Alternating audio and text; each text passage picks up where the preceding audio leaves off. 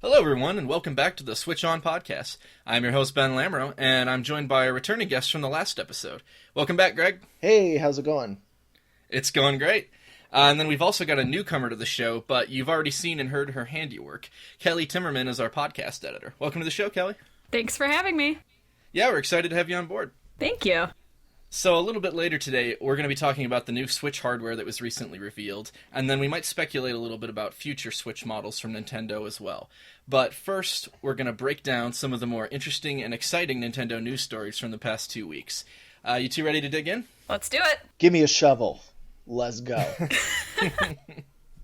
So first up, we got a bunch of Pokemon stories. One thing we learned recently about Pokemon Sword and Shield is that they're going to have some version-exclusive gym leaders. So a recent trailer revealed, let me see if I get these names right, I have a whole bunch of notes here, Bee and Alistair, so one of them will be exclusive to Sword and one to Shield. And presumably they won't be the only ones, but we haven't really heard, know how many exclusives there will be. What do you guys think of this idea? For me, I'm not too big of a Pokemon fan. Like, I appreciate the franchise for what it is, but I think this is a really smart move for Nintendo because a lot of times in the past you would have, so I worked in retail for about 11 years, and one of my jobs I worked was at Target in the electronics department, and I would see, when there was two different SKUs of a game, like, what was the other one? What was the one? Whatever the ones came before it. Sun and Moon? Might have been Sun and Yeah. Yeah. Sun and Moon was the last, full generation. But it was funny to see so many of one sell over the other. And this is just a smart move to kind of get people to, play one, enjoy it for what it is, and then purchase the other. And, Nintendo's getting two sales out of this. So I just think it was a smart move by them to kind of get that hook into their fan base that knows is going to end up purchasing one. And, why not have them purchase both? Mm-hmm. Yeah, I can agree. It's interesting because I know so many people do like the fact of this game has this game has that. I was one of the kids when I was younger that played only one, specifically, and then my brother would have the second one, and then we would trade that way, and it was kind of nice because we always had a guarantee of getting a full dex, and It's a good setup. it was nice. It worked out pretty well. But now when they have something very exclusive in the form of gym leaders, I'm almost kind of jealous. I'm what if I want to fight this person? What if I want to battle this person and I can't? Are they going to somehow make a way to implement that you can switch and play the other person and switch back or something like that? So, I'd be interested to see that for sure. Yeah, my thought is just kind of the two different versions of Pokemon aren't really different enough normally to justify buying both for me. Like you said, you can just trade with a friend or a family member. But if they really push this idea of putting some more differences, hey, half the gym leaders are exclusive to each one, or, there's some exclusive legendaries, or maybe the story plays out a little differently.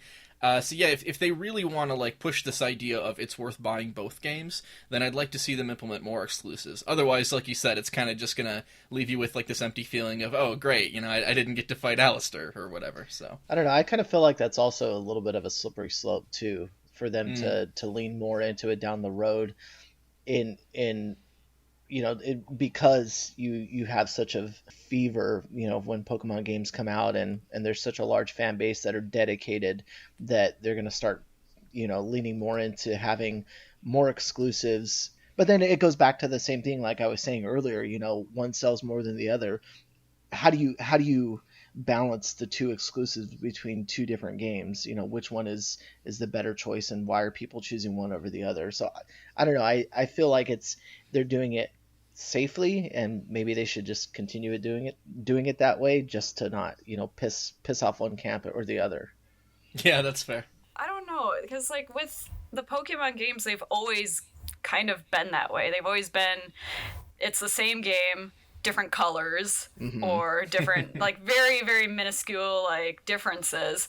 Obviously it's going to be the legendary that's different, but the story is relatively the same. You go to the same towns, you do the same thing, you follow the same plot.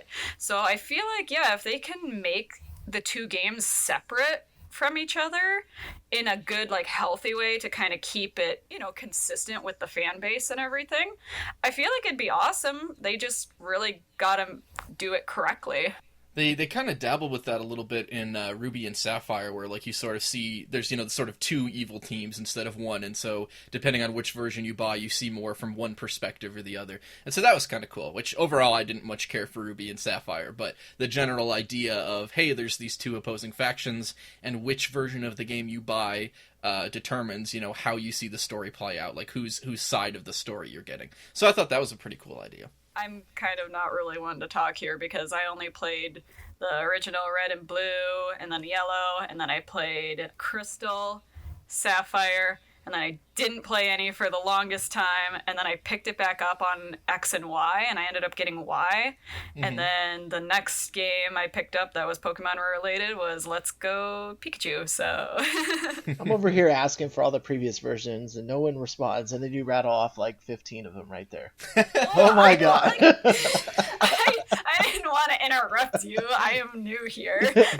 Excuse me, Kelly here with the report. But actually, it was X and Y that was the two sellers that I saw more Y sell than X. Oh, gotcha. So, moving on, the Detective Pikachu movie is now officially the highest-grossing video game film ever made. I think it had to beat out, was it Warcraft, I think, had been the previous number one? Which is funny, because it kind of, like, bombed here in the U.S., but I guess it made a ton of money in China, so... Whatever works, right? Yeah. I'm excited for... Detective Pikachu to be one of the highest grossing video game movies. They did it really, really well. They did a fantastic job on it, I thought. And, I'm one who really, really critiques video game movies or movie adaptations from books. Like, I critique that hard. Yeah. But I absolutely loved it. I am kind of iffy if, like, somebody says, like, oh, is it a kid's movie? I'd be like, oh, kinda. Only because, like, no, I guess I should say spoilers. With the, like, dark matter or whatever they were using to turn the Pokemon evil, like, that would terrify me if I was a child. So yeah. I don't know. I mean, I went and saw it with a husband-wife couple, good friends of mine, and they have a daughter, and they were like, yeah, we really want to bring her to it, but we like to see the movies first, and they were in town, and I was like, let's go, let's do it. And after the movie, they were like, yeah, I don't think we'll be showing her that movie. Oh, wow. Even though we all loved it. We thought it was a great movie. I thought Ryan Reynolds did a fantastic job. I loved the kind of twist ending that they had there. And yeah, I mean, I really, really enjoyed it. I thought they did a great job, and I'm really happy that it's high up there. Yeah, Reynolds really knocked it out of the park as Pikachu. He was hilarious. Oh, yeah, and he's so cute. I just hope this sets like a new precedent for what the gold standard is for video game adaptations going forward, even though it won't, even though Sonic is still sitting in the chamber over there. They're working on it. Yeah, keep working on it. But this is like, it's kind of like how Marvel has taken all of their characters and curated them to fit this formula that they have. And yeah, it took them a while to get better at their craft, but I'm hoping that this is an example of this is material that fans take very seriously, and they will not hesitate to go to social media and scream as loud as possible if you don't do it correctly. So by having it be the highest grossing video game adaptation, I mean, there's that should send a signal to others out there, like, this is the reason why, is because it was there was care behind this. And I mean, granted, Ryan Reynolds was the star of the show, but it doesn't mean that anybody else can't take on a role like that and have the same outcome. Well, yeah, I mean, it wasn't following Ash Ketchum. It wasn't following, somebody that we already knew. It was a brand new character in a brand new situation. And, like, they really left, like, a lot of the battling aspect out of it, which I kind of appreciated, because that's, like, the most boring part of Pokemon, kind of, is going back and forth and battling people. But, I mean, I honestly... Oh, go ahead. It's also really hard to just translate that to, hyper realistic looking Pokemon alongside live action actors without it, like, getting a PG-13 rating or worse, because it's basically animal fighting, but they were able to, because then at that point you've just made Transformers. I mean, come on. Yeah. Just make sure it's not two Torchics fighting each other and you'll be fine. So they were able to work in, like, some action that, made sense around the story without having it just be, straight up gym battles or whatever. Yeah. I thought it was really good. I honestly didn't believe it was a real movie right away. And the only reason I didn't is because it was Ryan Reynolds. I was like, this is some Deadpool stuff that he's pulling. This is just Deadpool marketing material. Yeah, so there's already talk about a sequel in the works, and I'm looking forward to that, and hopefully, I think, Greg, like you said, this becomes sort of like the new standard or new baseline, and we actually get some good video game movies going forward. Alright, so our last Pokemon story is that we got another trailer for Pokemon Masters, which, if you're not familiar, that is the mobile game being developed by DNA, and so they are the mobile partner that's worked with Nintendo on a few other games. Now they're going to be working with the Pokemon Company. And in the new trailer, we learned that there will be online co-op play, because sort of the premise of the game is you team up with two other trainers at a time, so you form like squads of 3, and then do 3v3 battles versus famous trainers, both good and bad, from the series history. So you will be able to play online with your friends and battle, anybody, past gym leaders, past like Team Rocket members, and all that kind of stuff. Are you guys interested in this game at all? I think so. I play Pokemon Go quite a bit, and the one thing that Pokemon Go is missing is teaming up with people and doing kind of fun things like that. I mean, yeah, they have raids and things like that, but like, you really don't help out your teammate more than just doing what everybody else is doing. It's not like somebody's a tank and somebody's a healer and somebody, we're not playing Final Fantasy here. You just tap your screen aggressively until you win and you catch the Pokemon. That's literally what it is.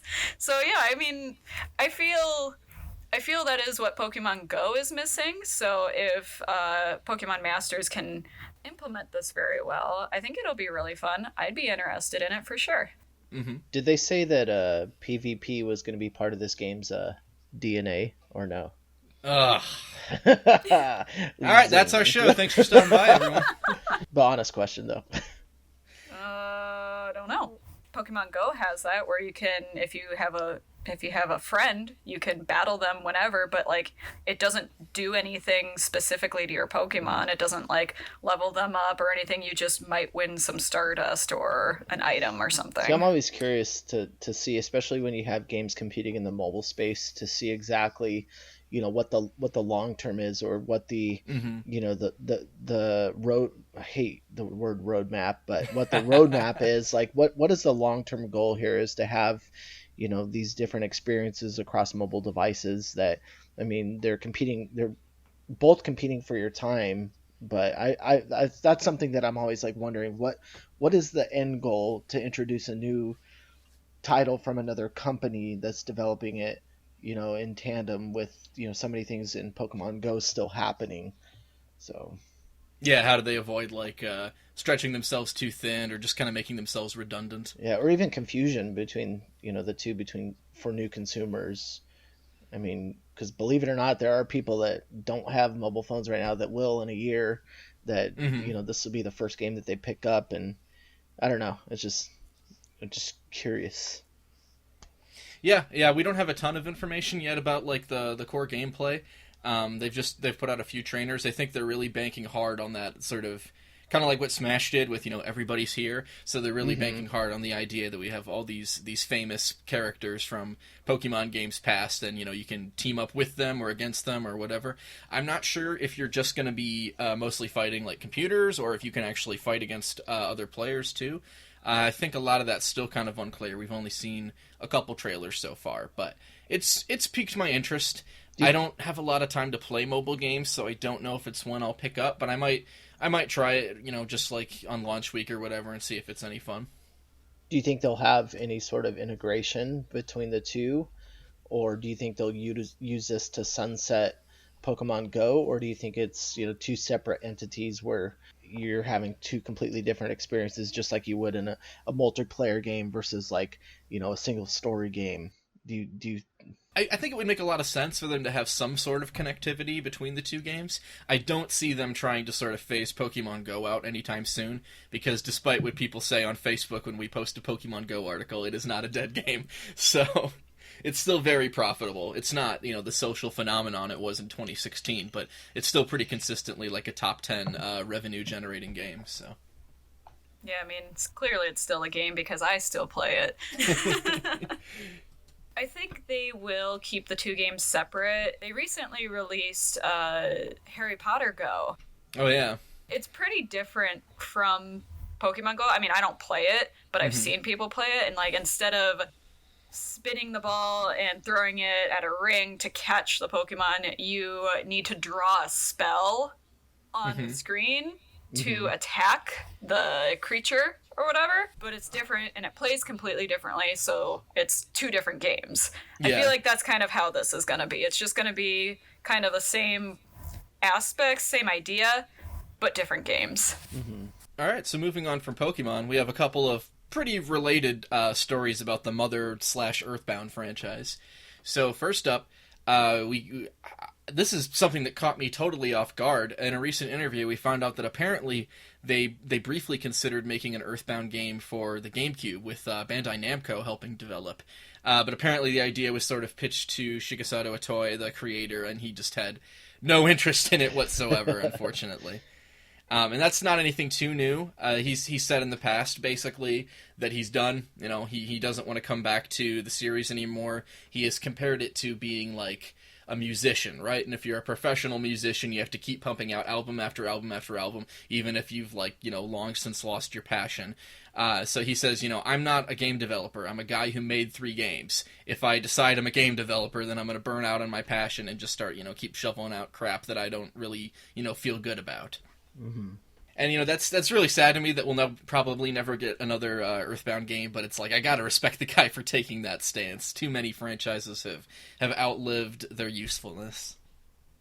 Yeah, and I understand the fanfare behind it, but I have also heard other things just about, like bringing it to Western culture, and then some of the cultural representation within the game doesn't translate well, and those types of things, and, people are still wanting to play it. But I mean, at that point, like, just enjoy what's there, and if you have to go find the illegal ROM for it or whatever and play it, then I mean, that's just the way you're gonna have to enjoy it. And it doesn't, I just don't feel like there should be there's no excitement for me to bring this back, or to have a game remade because a handful of people are crying about it on the internet. I'm gonna get a bunch of hate for that, but I just think, like you said, it is what it is. He's not going to return to the franchise. Let's do the impossible, just let it go. Yeah, it's sad, but he's said, like, if someone else wanted to take up the mantle, I'd consider that. But it's like, it's kind of hard to replace him as the creative vision behind the series. And also, like you said, it's not, by the numbers, the series isn't really all that popular. It's got this really loud cult fan base, but the games have never sold that well. So for someone like Nintendo, it's probably not worth the investment to try to drag out a Mother 4 without a Toy's support. Like, it's not going to have the same passion behind it, and it's probably not going to be worth it financially. So, like you said, there is that fan translation out there of Mother 3, but that's probably the best we're going to get. Oh, and some of the people involved in that are actually making, like, their own fan game inspired by the Mother series. So, really? There's always that as well. All right, so moving on, we got some Luigi's Mansion stories. I know we were all pretty excited about that game at E3. Yes. And we finally have a release date for it, and it's perfectly sensible. We're getting it on Halloween. Yeah. So are you guys gonna be like me and spend all of Halloween night playing this game until the sun comes up? Hells yeah. Probably. I mean, I never played the first 2, to be completely honest, but when wow, really? Yeah, sorry. But when I played it at E3, I thought it was really, really good. So probably, I don't see why not. Yeah. I just hooked up my GameCube again recently, because I have a upscaler that I've been using for the 64 that works on the GameCube, and I wanted to check it out with Luigi's Mansion. Mm-hmm. And even just like the introduction to the game, it was so different for the time. And I just, out of each iteration that has gone on, I just, how they're still, managing to give Luigi his own game, still, play to his strengths and his and his being scared, and just creating this like different universe that's intended for him that still has value to it. And that's like kind of been my excitement about the franchise as it's continued on. And so that's like one of the things that I enjoyed most about how much they built out within the game, from what I played at E3, and then now seeing it like that's perfect, like release it on Halloween, give the fans what they want, and set the tone for when it's out there, and the time you should enjoy it, I guess. And that's, I don't know, I'm just really excited to pick it up again. And it's kind of funny that Nintendo's releasing it when they are, just because it's not a Friday. I think it might be a Thursday, and Nintendo pretty much always releases their AAA games on a Friday, but I think they just realized that, it's the perfect timing for this game to come out on Halloween. But I remember they released Majora's Mask for the 3DS on Valentine's Day. Was it? Yeah, because I remember I was like, I'm single, I don't have a date. Oh wait, I do. And the mask is even kind of heart-shaped, so it's perfectly. Yeah. I picked that up on launch too. I completely forgot. I like that they do that though. It's just like a why not? Because I want to say for the Wii U, it was released on like a Saturday or something like that. Just to do it whenever they want to, or a why not date. And I feel like Halloween or Valentine's Day or whatever, like who cares? Like it doesn't have to be a Tuesday or a Friday, Mm-hmm. So Kensuke Tanabe, who is, let's see, is he the director or the producer? I should have written that down. But he's a longtime Nintendo director, and he's helping out on Luigi's Mansion. He's been joking a lot recently about Gooigi, your little green buddy that helps you solve puzzles. So in the past, he said that Gooigi is apparently edible and tastes like coffee. What the heck? And now, yeah, you can't unknow that now. And now, more recently, he said that he'd be interested in a Gooigi spin-off with, like, different colored Gooigis acting like Power Rangers. Oh my God. So, I have I have a statement to make. Let me blow your minds for a second. So, I don't know if that's a feasible idea, but it would be kind of fun to see Gooigi pop up in other, future games that Luigi's in. Or, like in Smash, not as a playable character, but maybe as a trophy or something. Make him as a playable character. I love Gooigi. He's adorable. Put him in Mario Year of Kart. Gooigi. I'll take him in Mario Kart. Yeah, that'd be kind of cool. That'd be awesome. Speaking of Mario Kart, we've got our next segment is all about like different speedrunning tips and glitches and stuff that have been discovered recently, including the fact that Mario Kart Wii has just been like completely exploited recently. They found like 3 new shortcuts, so that's totally changing up the speedrunning game there, which, I didn't even know there was that active of a Mario Kart Wii speedrunning community still, but apparently there is, so more power to them. Yeah, whatever makes them happy. I just still think it's kind of crazy that new things are constantly being discovered. And like you said, you didn't know there was a Mario Kart Wii community still out there. I figured most people would have put it down, after RIP Wii. Well, technically not RIP, since they're still releasing Just Dance games for the damn console. Just Dance will never die. Yeah. People need it, okay? Just keep dancing. I guess the main reason for that is just because, like, so many Wiis were sold to, like, nursing homes and stuff, and they use games like that for exercise for the elderly, so there's somehow still a market for it. I freaking love that. That's such a, like, cool thing to have that, people are, and I don't know if it's just been as of lately, like, they had the, what's the team, the Silver Foxes, who's like an elderly group of first-person shooter players, and there's nice. The gaming granny and all this sort of. I just love seeing people active in the gaming community that aren't your average gamer out there. So more power to them. Yeah, for sure. So some other speedrunning stuff recently and exploits. In Breath of the Wild, someone discovered a infinite jump glitch, which is exactly what it sounds like. You can just keep jumping forever and basically fly. I'm not going to try to explain how it's done, because you have to pull off 2 other glitches first, and they're both already complicated, so it's just this whole big thing. But We have an article about it on Nintendo Enthusiast, so if you want to find out a little more about that, you can do so. But yeah, this is just another case where 2 years after launch, Breath of the Wild has to have one of the most active speedrunning communities, just because there's so many different ways to exploit that physics engine, and people are just constantly poking sticks at it and, trying to find something new they can do. And if you can give the middle finger to the stamina bar, then by all means do it. Yeah, no kidding. I like that underwater one. That was pretty dope. I like that. Oh yeah, where you can see all the coral and fish and stuff. Yeah, you duck under the little boat dock and can peek under, which I would have enjoyed more of if they actually would have implemented in the game. But yeah, that almost makes me feel like they wanted to do a dive somehow, because as somebody who's I went to college for animation and video game design. It's weird that they would have so much there for you just to not see it.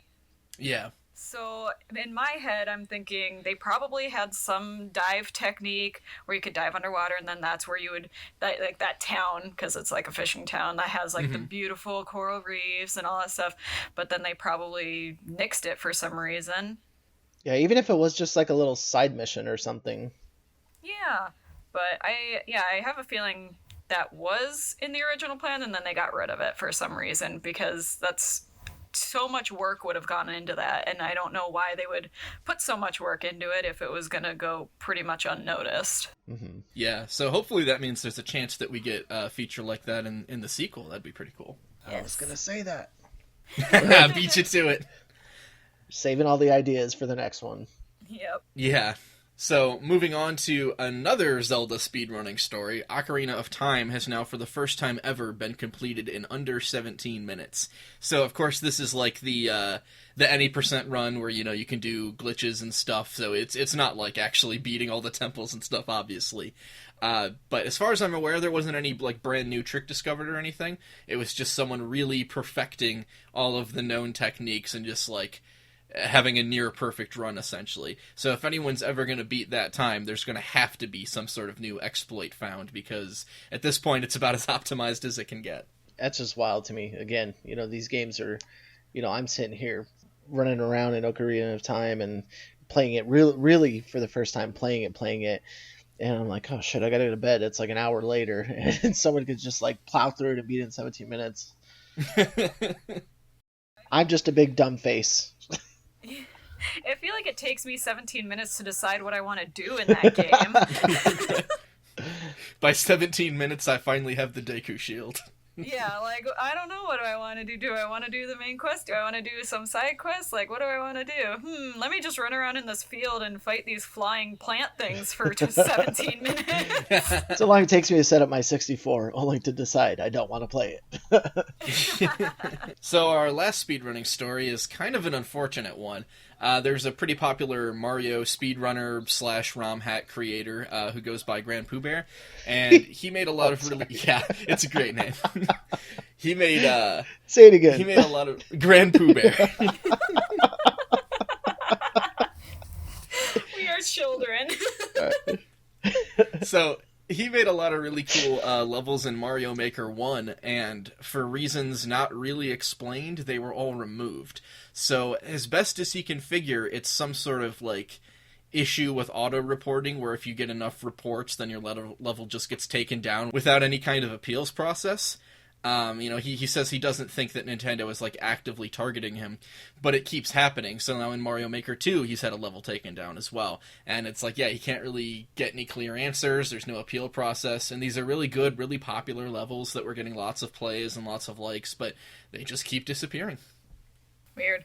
Yeah, I saw some, people asking, or trying to troubleshoot it. They're like, oh, did it have, anything that looked like curse words in it, or those types of things. But this is probably the only thing that realistically bothers me about Nintendo.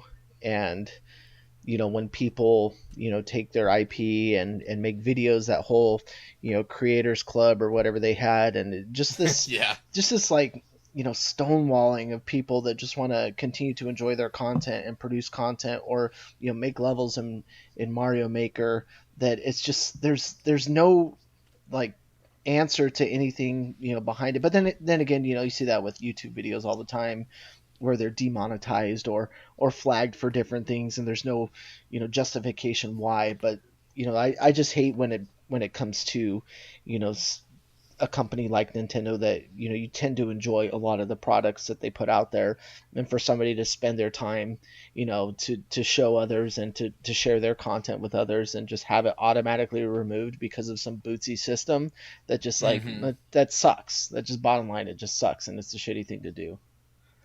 Yeah, and a lot of his levels are, they get like shared all the time on Facebook and Twitter and stuff. So he's bringing in advertising for the game, but for whatever reason, he doesn't think it's malicious, and I hope that's definitely not the case. But it still shows like a pretty glaring flaw in the report system that apparently hasn't been fixed since the first game. Yeah, and that just speaks to people review bombing, or if they're flagging stuff, on purpose. And it's like, number one, you're a garbage person, and number two, like, you shouldn't be able to have like a wave of like 50 flags come in at once and then your content's removed. I mean, at least have something that monitors that system to where they can police it, whether, and obviously it's not going to be a human being, then well, maybe you need to make the technology better, that's reviewing these cases, or to notify I mean, that there's spam going on.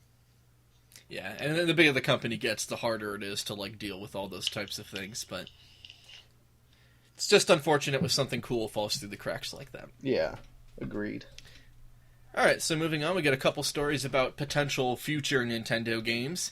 One of them is that Inti Create's CEO says that they would easily remake Zelda 2 if they were given the chance at it. Is that something you guys would like to see? Yes, please. Yes. If you kind of think of the newer Mario games, they have like this really cool on like the 2D side scrolling, they've got like 3 layers, and it looks like the one layer is the layer that you run and move on, and then they've got a secondary background and then a third background behind that, and it's so beautiful. It's really cool how it's changed just from when Mario was only in 2D to now when it's in 3D, and they've got like some really good contrasting colors, and like you can see really pretty mountains and trees and everything in the background. I feel like if they did something like that on that 2D aspect of Zelda 2, I think that would be really, really, really cool, because then it'd be fun switching back and forth. Yeah, and just in general, like, I think Zelda 2 gets a bad rep. I've played it and I really like it, but obviously, like a lot of classic NES games, it's not user friendly at all, and it's near impossible to ask someone in 2019 to like play that. They're gonna get frustrated and quit. But it's a game that has a lot of potential. It's a lot like Castlevania. The dungeons kind of have a bit of a Metroid-y feel where you got to explore and find items and stuff. And Inti Creates has a great track record with action platformers, so yeah, I think they could totally pull it off. Yeah, I'll second that. Just the pedigree they have to pull off something like this. Do you think that the game is too hard? Like, because I've heard people say Zelda 2 is the Dark Souls of the Zelda games. I mean, yeah, it's a hard game, but like, back then, that's how you made games difficult. Yeah. That's kind of like the whole point of the game. It just kind of throws you in it, and it's like, well, here you go, figure it out, have fun. I think they could remake it in a way where it's still extremely hard, but more fairly hard. Like the AI sucked back then, so they just had to make enemies like have a lot of bunch of health and deal a lot of damage because they couldn't really give them complex AI. And then, there's other stuff where it's just like, you get a game over, you have to go all the way back to the very first area and walk all the way back through a bunch of other areas. So there's little quality of life adjustments they could make, there's little AI changes they could make, and then like you said, they could do a lot of interesting things visually too. So I don't think you necessarily have to make it a substantially easier game, but there are ways you can change it so that it's a different kind of hard and not as frustrating.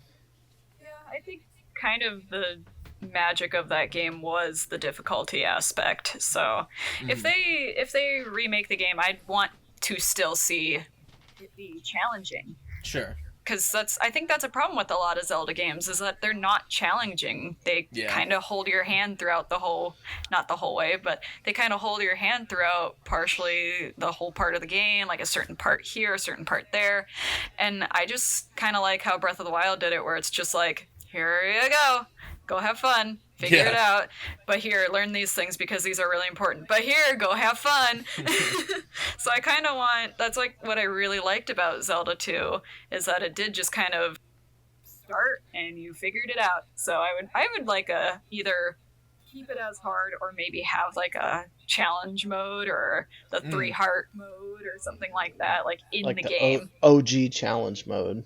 Yeah, I would love that. But I just don't see how people can complain about Zelda 2 when you've got games like Ghouls and Ghosts that is like so freaking hard and just like infuriating at times. And it's like, you know, it probably hasn't aged well based on, you know, controls and the difficulty. But I mean, can you really complain about it? But the thing I would like to see is, you know, exactly what they did with Link's Awakening is kind of take that same formula to give it, you know, a new skin, you know, reskin it to something more palatable to the modern age. And, you know, maybe it does get, you know, difficulty tweaks. Maybe there's an OG challenge mode like we said, but, you know, I feel like, you know, anything should be up for grabs. It should be on the table to kind of modernize the look. Because, I mean, that's almost changed the perception of the games that you had back then, because it's like, even for Link's Awakening, it's like, so this is what it was really supposed to look like. You know, maybe who knows if they hadn't built these dioramas before and had anticipated, you know, this is what we have, that it physically we feel like it looks like, but we're going to have to create this in an 8-bit world. You know, and the same goes for like Zelda 2. Like, this is maybe a modernization is representative of what the game was really supposed to feel like. And I feel like that's a good way to introduce it, not only to a new generation, but to also appease, you know, the fan base that you had before that enjoyed it at the time. Yeah, like there's some really cool concept art and like manual art and stuff for Zelda 2, so they could maybe go for that kind of aesthetic. Yeah. As long as they keep Bagu and Error, I'll be happy. Very important characters to Zelda lore. They're canon. So next up, the developers behind Splatoon were asked about the future of the series, and they said that basically it's totally unknown. They don't really have any plans internally at Nintendo yet. But this is not cause for concern to me, because, you know, this series is super popular. I think the first one sold like 5 million, and the second one sold like 8 million. So one way or another, I'm sure we're getting another Splatoon. Now, whether that'll be a straight-up Splatoon 3, or maybe some kind of spin-off, maybe Nintendo jumps on the Battle Royale bandwagon, but one way or another, Splatoon's coming back.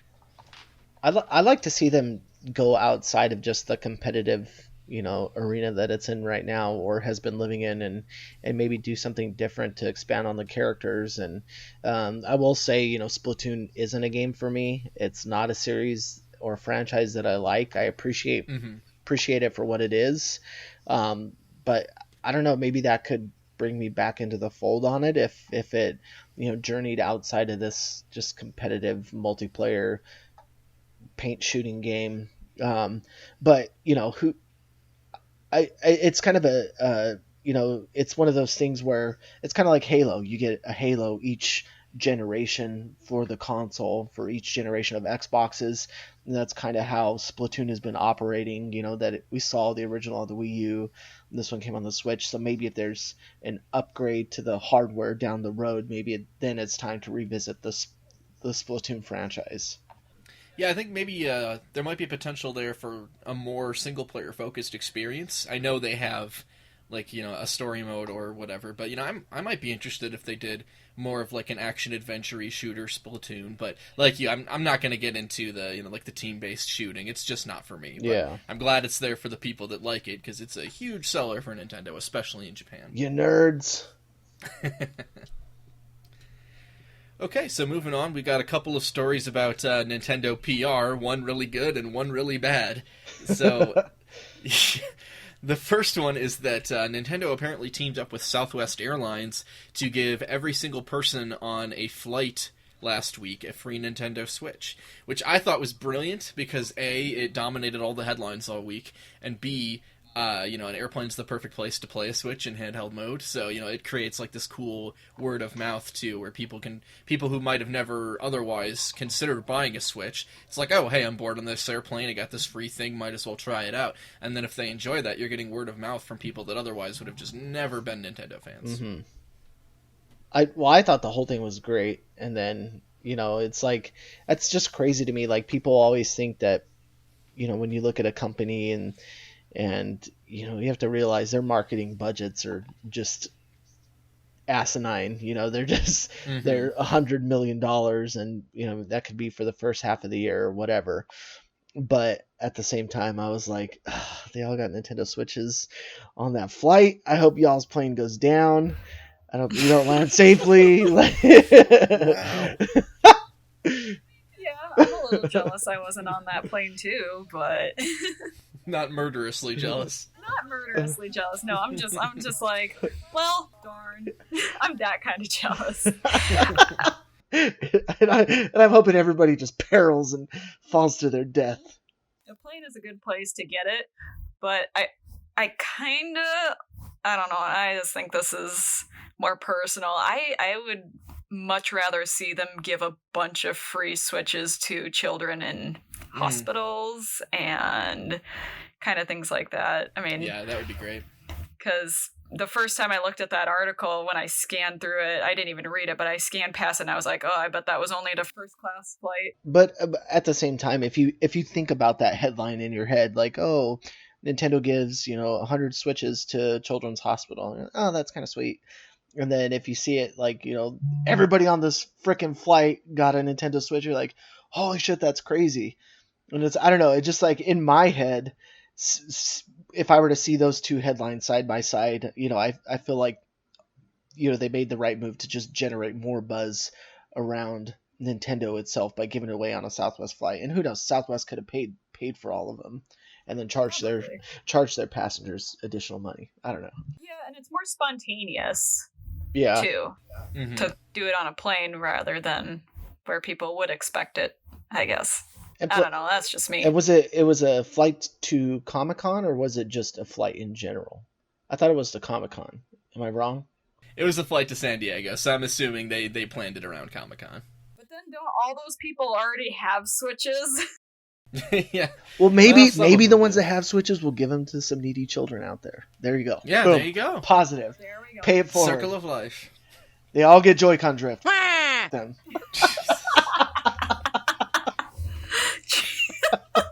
So, on a less positive note for Nintendo, the other story that's been circulating lately is that JoyCon Drift has been a huge problem for a lot of people, myself included. My left one drifts pretty bad. And so someone finally got some lawyers involved and filed a class action lawsuit. So Nintendo finally issued an official statement on this, but the official statement was basically meh. Like, it was like, yeah, we've heard some things, the end. And that was about it. So, not clear what's going to happen here. I don't know enough about the law to know if there's a legitimate case here or not, but it's definitely a widespread problem. They cannot confirm nor deny that they have heard that there may be rumors associated with a product that may be Nintendo related. Please understand. Oh my god. I don't know. Maybe that's why I'm so good at Mario Kart. I don't seem to have any issues whatsoever. All your opponents just have broken Joy-Cons. So is that cheating then? Am I cheating in Mario Kart? Nah, you're just naturally better than everyone, of course.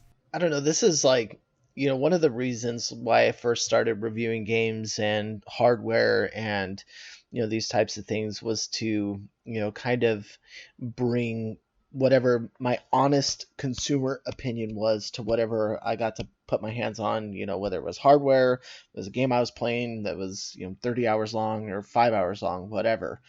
But I think this just communicates to their consumers a fan base that is, propelled the Switch into where it stands today on the podium. And at the same time, they're going to look back at those same faces that have opened their wallets, and they're going to deny that something like this, or give such a wet blanket response that it's almost infuriating. I mean, granted, how can you be? I mean, it's a controller, you know. How can you be that upset about a controller? But at the same time, they're not cheap. There is a relevant issue going on in the community that many people have voiced concerns over. It's been a problem, and they're bringing it to their attention. And for them to just kind of give this response it's I don't know. It's just disappointing. Yeah, I imagine part of it's just because like they have to watch what they say now that there's a class action lawsuit. Right. I imagine they're trying their hardest not to like implicate themselves or whatever, but they got to find some way to make this right. But at least say, like, you know, hey, we've been made well aware of the response from the community. We are looking into this issue further. Please stand by as we determine what the best route to remedy this issue is.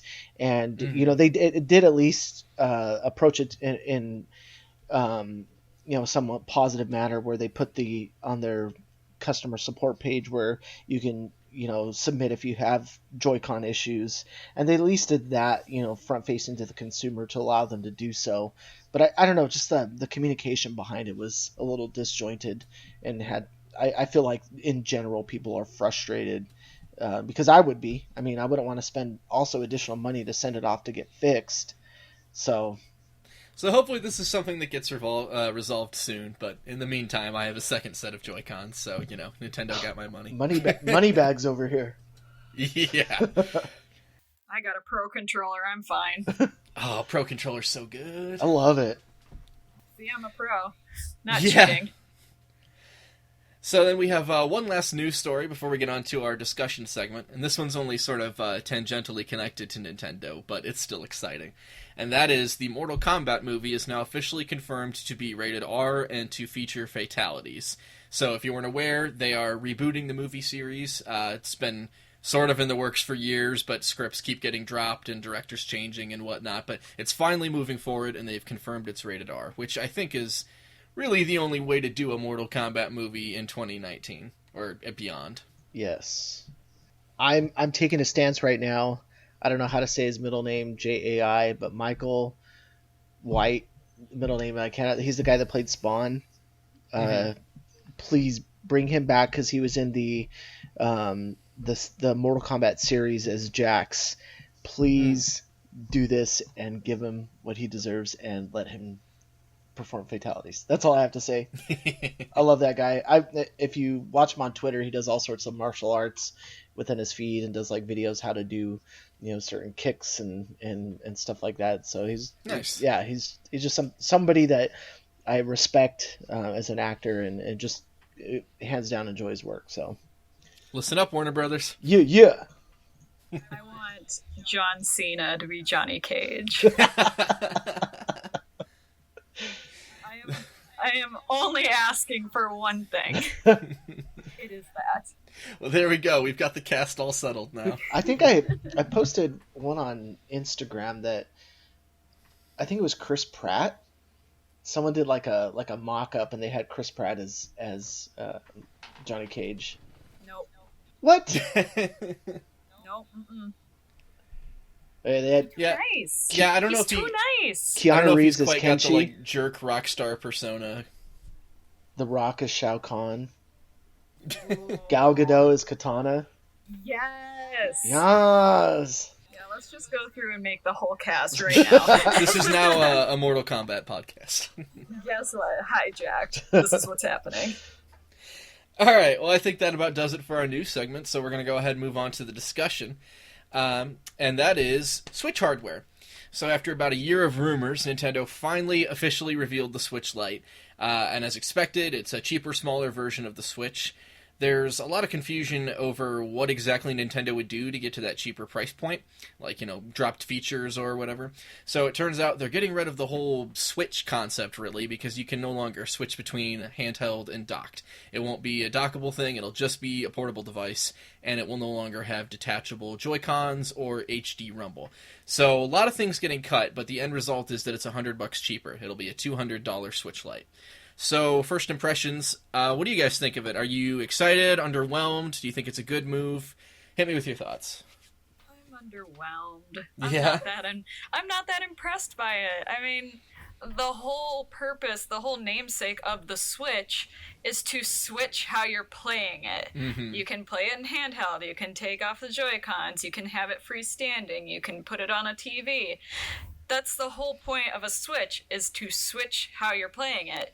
With the Nintendo Switch Lite, it's I don't know, it's just a handheld. But then Doug Bowser, he did say that it's not going to be a replacement for the 3DS.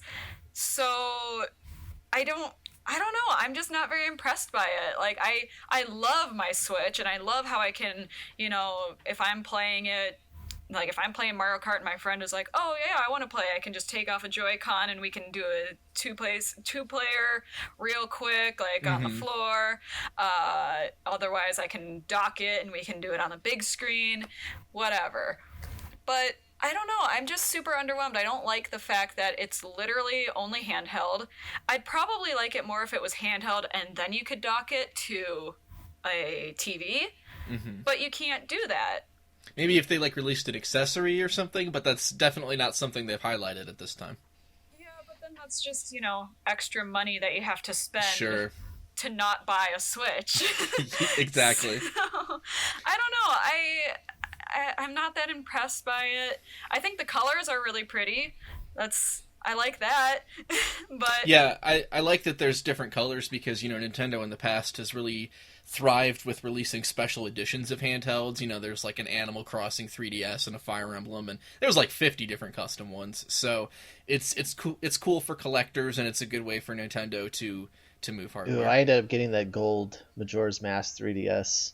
It's beautiful. Yeah, because I kept my original 3DS in a case and then the screen protector on, and then I got the Majora's Mask one. I never really played it all that much, so it's still in practically new condition, but it's such a beautiful design. If they're more concerned about making different colors and things like that, why don't they just make a silicone case that they can sell and be like, you don't like the gray Switch, here's a blue silicone case to go over it. Have fun. Yeah, there's definitely companies that do stuff like that, but yeah. I don't really have much of a collector's mindset, but I know some people that just have to have all the special editions. So yeah, and I get that, I understand that, but if I'm looking at this Nintendo Switch Lite and the only thing I'm impressed by are the colors, yeah. Ugh. Yeah, so I'm not personally excited for it, but I don't think that's a problem because I'm not the target audience since I already have a Switch and I don't have kids or anything. When Doug Bowser says it's not a replacement for 3DS, I have to call BS because I've looked at the hardware numbers. 3DS isn't selling anymore. They even admitted, I think at the April investors meeting, that 3DS sales in 2018 were way lower than expected. So it's Nintendo realizes that there's a lot of people out there who don't really care about the Switch aspect and just want a cheap way to play, Mario and Zelda on the go. So I think there is a good market for it, and I think that $200 price point makes a lot of sense. And I think there's a lot of people who, they're not going to be that bothered by the fact that they can't dock it. So it's not for me at all, but I think it's still a smart move by Nintendo. And their investors agree because their stock jumped to a year-long high as soon as they announced it. So, what do you think about this? So you have the waning 3DS market. Those users have held onto their console. Maybe they haven't purchased a Switch. Then they get a Switch Lite, they get a taste of it, they understand hey, this is actually, the games look higher quality, and I'm actually, there's a library of games that I can now explore that weren't on the 3DS, and a new, better quality console is coming out down the road. Maybe that's the route that they're taking, is that this is a stepping stone for 3DS owners to become part of the Switch family, and if they introduce a Pro model down the road or something that's that has a better processor in it, or however they decide to marry the APU and introduce maybe something custom built for the Switch down the road. Like that just seems like the perfect stepping stone, the perfect route for somebody who's still holding on to their 3DS, hasn't invested in the Switch, but also for Switch owners not to go backwards to the Lite but forward to a Pro model, and the same thing for those who maybe invested in the Lite as a stepping stone to get to the Pro model too. So maybe the end result's the same, just two different markets that they're trying to tailor their message to, and to have them invest just into the Switch brand in general, even though it doesn't Switch. Yeah. I'm just kind of thinking like what you said, Ben, about the stocks going up once they announced it and everything. I feel like there's so many different ways that you can do that without having to create a whole nother device. Because like I have so many friends who are starting to get into the Switch because of the games that are coming out for it.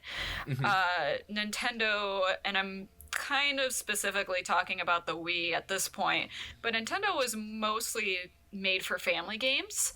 You didn't really see very many horror games on the Wii, and that kind of followed it. But now we got The Witcher, we got Resident Evil, Peach Ball. Yes. So we got a bunch of different games for the Switch, and there's so much diversity. And I feel like a way that Nintendo could even make their stocks higher, get games that are exclusive to the PlayStation or to the Xbox on there.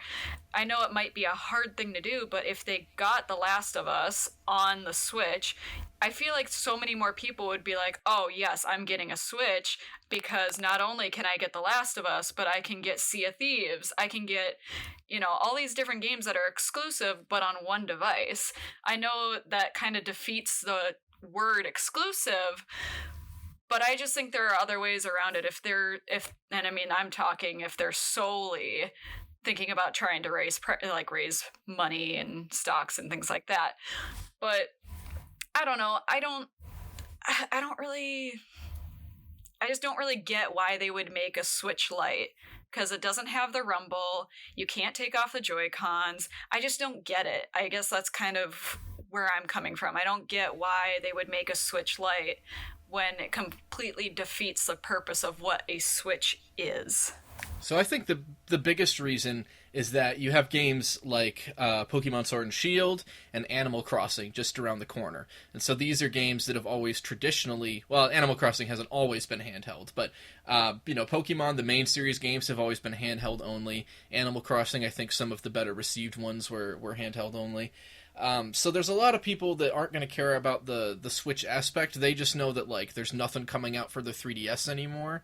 But if they want to play the new Pokemon, they need a whole new console. And $300 is a steep asking point, but maybe $200's not so bad, And Nintendo has frequently talked about how the public perceives the Switch right now as a one device per household system. Whereas Junichi Masuda from the Pokemon Company, or from Game Freak, has said that he's making the Pokemon games, Sword and Shield specifically, with the mindset that everyone owns a Switch. It's not just one Switch per house, it's one Switch per person. So I'm thinking, they look at that and go, yeah, there's no way we can get the average consumer to buy multiple Switches at $300.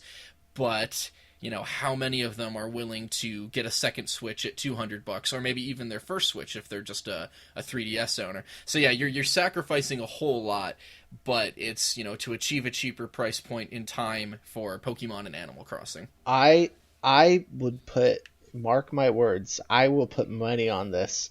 I bet you holiday season, even though the Switch Lite releases in September?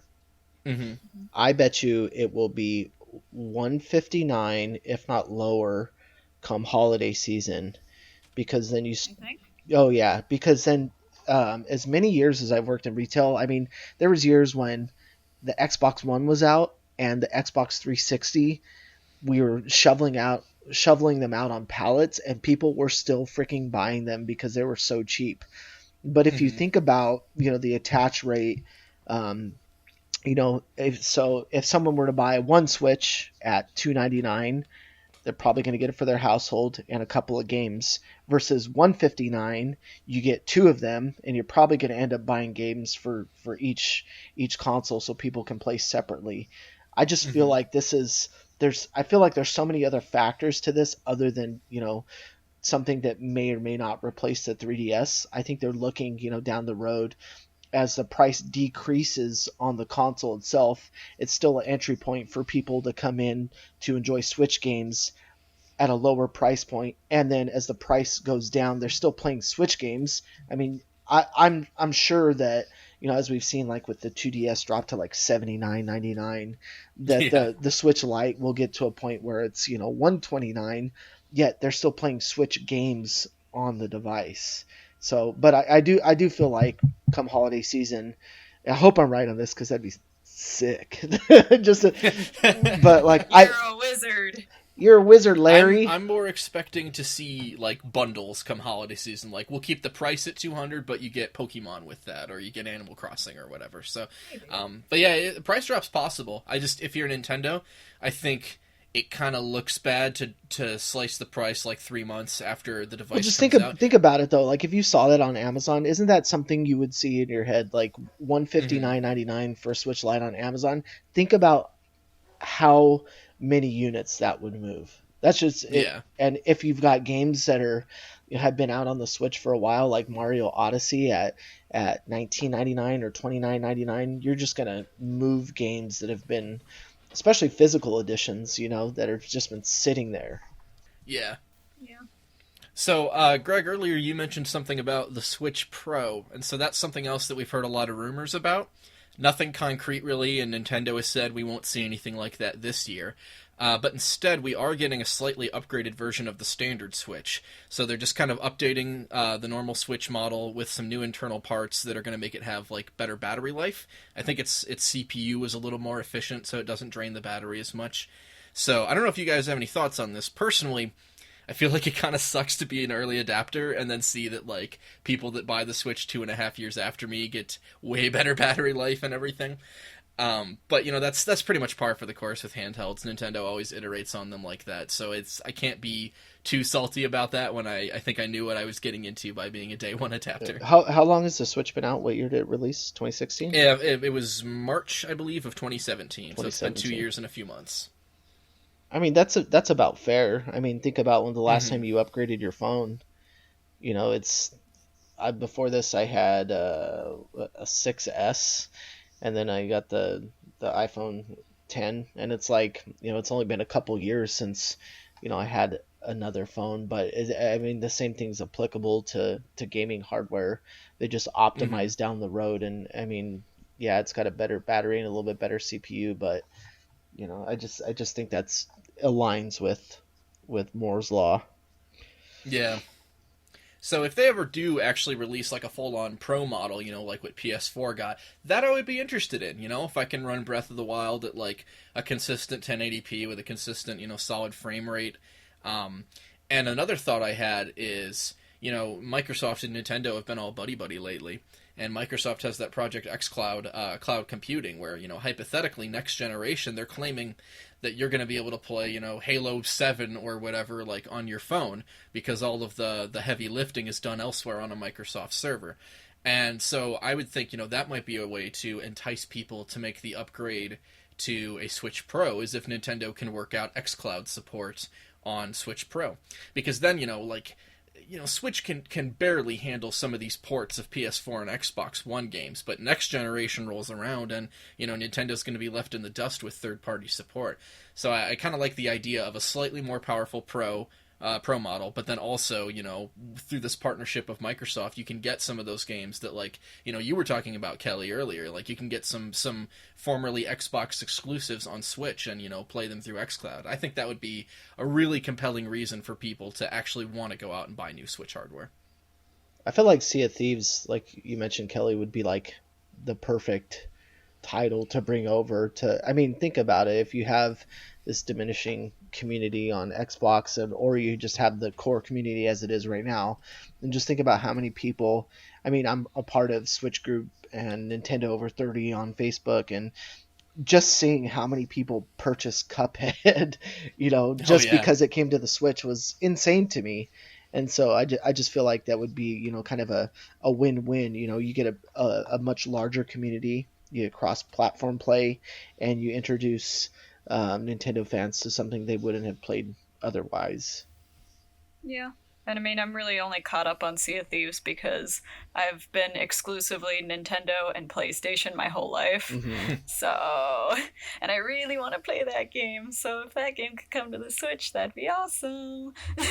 Yeah, for sure. I just feel like the route they're gonna go based on what I've seen so far, like just having, when it shows up on the TV, it's most games are full 1080p, just like Ultimate Alliance is 1080p, 60 FPS.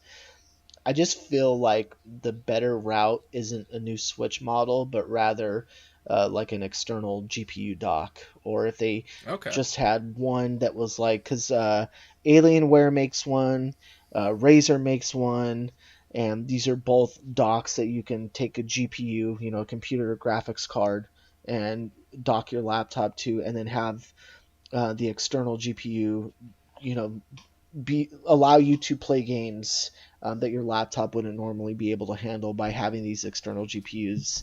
And so I feel like specifically with Nvidia's partnership with Nintendo, that this is in the realm of possibilities, that this down the Hmm. road would be something that they would explore.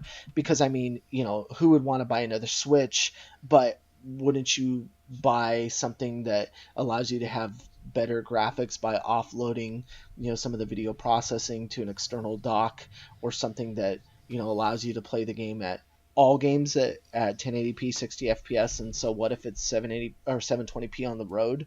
I mean, that seems like a fair trade-off to me, hardware wise, and it's, it creates some things that consumers can easily hook up. And that is actually something that Nintendo filed like a copyright or a trademark for back when Switch, hadn't fully been revealed yet. They actually had it might have been a patent for like a Switch dock with a GPU in it, but Uh-huh. nothing ever materialized at the time. But it's definitely an idea they could revisit down the road if they wanted to. Yeah, and anybody out there, I think you should go often and check the patent page, and the same thing goes for the FCC filings within the United States, because then you can actually, it's crazy to look back at. You can see all of Nintendo's products that they've submitted to the FCC for testing, and I mean, it's just crazy to look at. You can see, like, the Pokeball Plus on there, and there's internal pictures of it as they're testing it for what frequencies that it gives off, and Bluetooth connectivity and Wi-Fi and all that sort of stuff. But sometimes, like, there's an early model of the Switch on there that they have it, the image files sealed until post release. But it's just kind of cool to go back and see, and they have FCC filings on there back to the 80s. So Oh yeah. yeah, it's really neat. And Greg, earlier you used the phrase like the Switch family, and I really like that because prior to his passing, before we even knew what Switch was, and it was just Project NX, Satoru Iwata said that he envisioned it as a family of like brother and sister devices. So I think we can expect to see more Switch hardware in the future, and I'm hoping that a Pro model is on the way myself, or like you said, perhaps like a Pro equivalent dock. Hells yeah. All right, well I think that about does it for this episode. Thanks for joining me, you two. Oh, thank you. Thanks for having me. And thank you to everyone at home listening to this. You can expect another episode in about 2 weeks. We're going to try to get on a regular bi-weekly schedule here. So until then, you can follow me on Twitter at Erimgard, ERIMGARD. Greg? You can find me on Twitter at enthusiast_Greg, on Instagram at enthusiast_Greg, as well as PC Invasion for all my PC coverage, and then as well on Nintendo Enthusiast for all my Nintendo coverage. And you, Kelly? You can find me on Twitter at Kelly the Editor, KELLYTHEEDITOR. Blocked. All right, thanks again, guys. And until next week, have a great time. See ya.